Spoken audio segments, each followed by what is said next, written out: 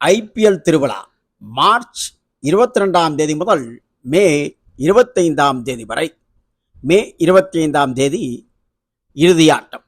இந்த சூழலில் 57 ஆட்டங்கள் முடிந்த நிலையில் 58வது ஆட்டம் தரம்சாலாவில் நடைபெற்றது.